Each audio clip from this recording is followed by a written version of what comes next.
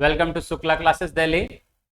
आज की क्लास में हम लोग परसेंटेज इंक्रीज पर आधारित क्वेश्चन करेंगे। पिछले क्लास में हम लोग डिस्कस किए थे कि परसेंटेज कमी यदि होती है, कंपैरेटिव जो भी तुलनात्मक प्रश्न थे उसमें, कि यदि प्रतिशत कमी होती है तो उसे कैसे फाइंड आउट करेंगे, सॉल्व करेंगे। तो उसी तरह से अब यहाँ पे प्रतिशत वृद्धि देखिए, तो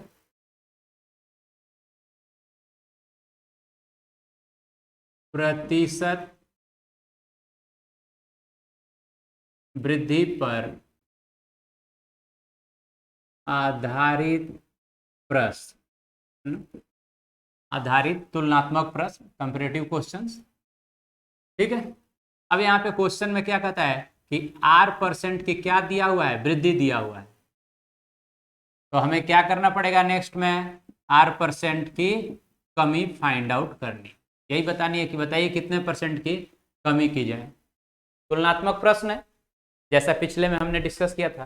तो अब प्रतिशत कमी में हमने क्या किया था, कमी यहाँ पे वृद्धि क्या दिया हुआ है, तो अब कमी ज्ञात करना होगा। तो प्रतिशत कमी क्या हो जाएगा, R% वहां भी दिया हुआ था, तो R% मतलब R/100, वहां कमी था इसलिए माइनस कर रहे थे, यहाँ पे क्या करना है, वृद्धि है इसलिए प्लस R, और इससे मल्टीप्लाई कर देंगे प्रतिशत में चेंज करने के लिए 100 से, हमें प्रतिशत कमी ज्ञात हो जाएगा। तो ऐसे प्रश्नों में जिसमें प्रतिशत वृद्धि पर आधारित प्रश्न हो तो वहां प्रतिशत कमी ज्ञात करना होता है, उसे हम इस प्रकार से ज्ञात कर लेंगे। ठीक है, वृद्धि दिया है तो वृद्धि यहाँ पे कर देंगे, कमी वाले में कमी हो रहा था तो माइनस हो रहा था। Okay, clear. चलिए अब इसको क्वेश्चन से हम लोग समझ लेते हैं। जैसे एक क्वेश्चन है, खाद्य सामग्री का मूल्य 10% बढ़ा दिया गया। खाद्य सामग्री का मूल्य 10%, खाद्य सामग्री का मूल्य 10% बढ़ा दिया गया, बढ़ा दिया गया। ठीक है जी, जो भी खाने की वस्तु थी उसमें उसके मूल्य में कितने परसेंट की वृद्धि कर दी गई, 10% की कर दी गई। अब आपसे क्वेश्चन पूछा जा रहा है, उपभोक्ता खाद्य सामग्री, उपभोक्ता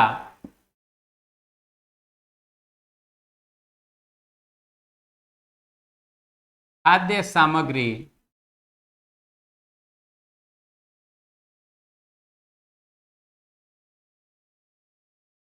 की खपत, खपत कहें या मात्रा कहें, है ना, क्वांटिटी एक ही बात है। ठीक है जी, खपत कहें मात्रा कहें एक ही अर्थ है उसका, है ना।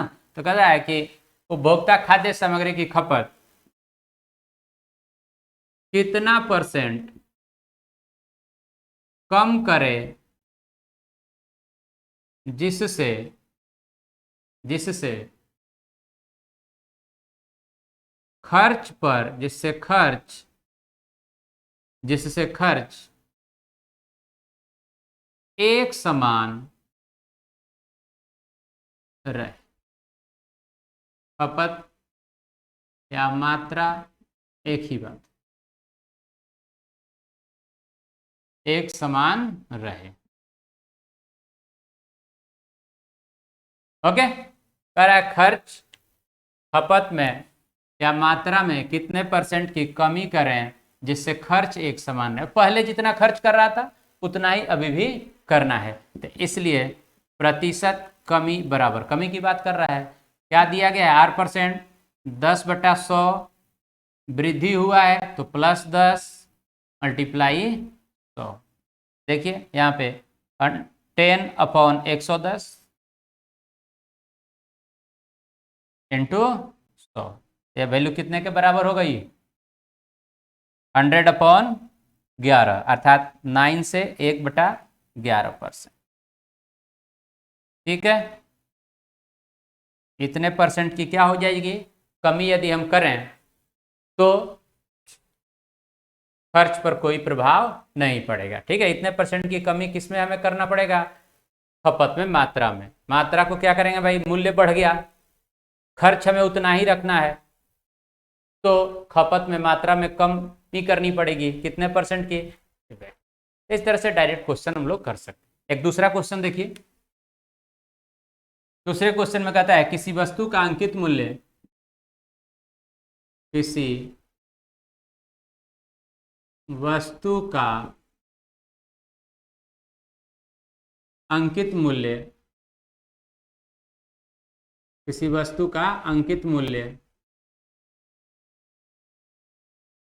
25%, किसी वस्तु का अंकित मूल्य क्रय मूल्य से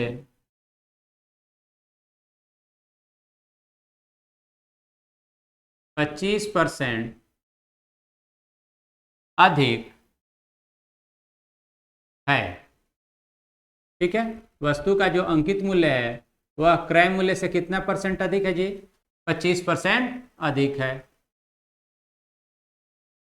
ठीक है, मार्केट प्राइस जो है, अंकित मूल्य मतलब मार्केट प्राइस, क्रय मूल्य कॉस्ट प्राइस, तो इससे अंकित मूल्य क्या है? 25% अधिक है।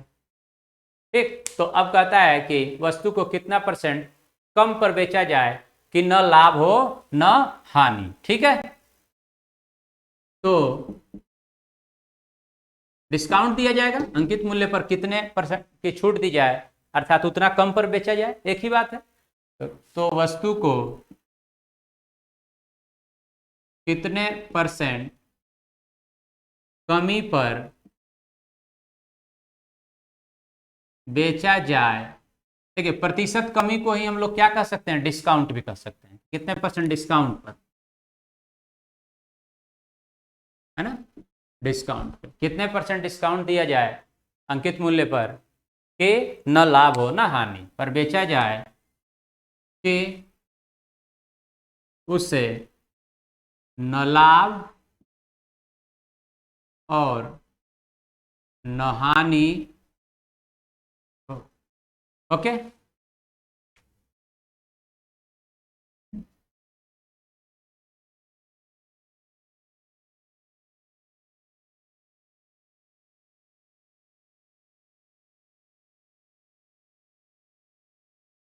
ठीक है, तो ऐसे क्वेश्चन है, समझ रहे हैं दोनों बातें। लैंग्वेज किसी भी प्रकार से आपसे कहे आप कर लें, है ना। अंकित मूल्य क्रय मूल्य से 25% अधिक है, तो कहता है वस्तु को कितने परसेंट कमी पर बेचा जाए या अंकित मूल्य पर कितने परसेंट छूट पर बेचा जाए कि उससे लाभ न हानि, अर्थात क्रय मूल्य पर है। इसलिए प्रतिशत कमी बराबर कितना परसेंट है जी? 25%। 25/100 वृद्धि हुआ है तो प्लस का 25 मल्टीप्लाई बाई 100, ये वैल्यू आपका 25 डिवाइडेड बाई 125 इंटू 100 कितना आ गया? 20%। 20% की यदि हम कमी कर दें तो क्या होगा? वस्तु का जो क्रय मूल्य और विक्रय मूल्य होगा वो एक समान रहेगा, अर्थात न लाभ न हानि। न लाभ न हानि का मतलब होता है सीपी इक्वल टू एसपी। ठीक है, एक क्वेश्चन और देखिए। एक व्यक्ति किसी कारण से अपना खर्च, एक व्यक्ति किसी कारण से अपना खर्च 20% बढ़ा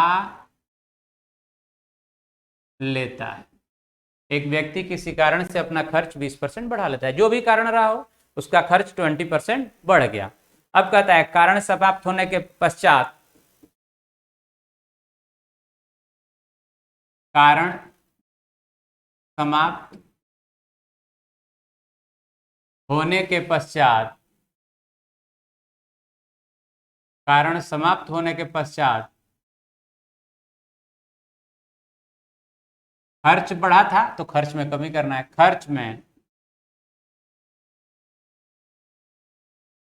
कितने परसेंट की कमी की जाए, खर्च में कितने परसेंट की कमी की जाए कि कि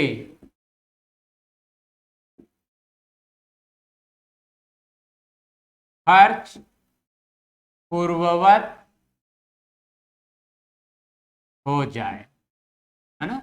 कि खर्च पूर्ववत हो जाए, मतलब जितना पहले था उतना ही हो जाए। ठीक है, देखिए सॉल्यूशन। 20% कमी बराबर 20/100, 20% है तो, और वृद्धि है तो प्लस का 20 मल्टीप्लाई बाई 100, तो 20/120 इंटू 100, 6 टाइम्स में कट जाएगा, तो ये आ जाएगा आपका 16 से 2/3%। 100/6 तो 16 से 2/3%। ठीक है, तो ऐसे क्वेश्चंस को आप तुरंत कर सकते हैं। और अब नेक्स्ट क्लास में हम लोग जो है दोनों टाइप के क्वेश्चन कर लिए। प्रतिशत कमी हुई तो भाई कितना परसेंट वृद्धि करें कि वह एक समान रहे, प्रतिशत वृद्धि हुई तो कितना कम करें। और अब यदि क्वेश्चन में एक ही राशि पर प्रतिशत वृद्धि की जाए या कमी की जाए और पुनः प्रतिशत वृद्धि या कमी की जाए, तो अब उस पर कुल क्या प्रभाव होगा, मतलब उसमें वृद्धि होगी या कमी होगी, इससे आधारित क्वेश्चन करेंगे। अर्थात प्रतिशत वृद्धि और कमी दोनों पर आधारित प्रश्न अगले क्लास में करेंगे हम लोग। Okay, thank you.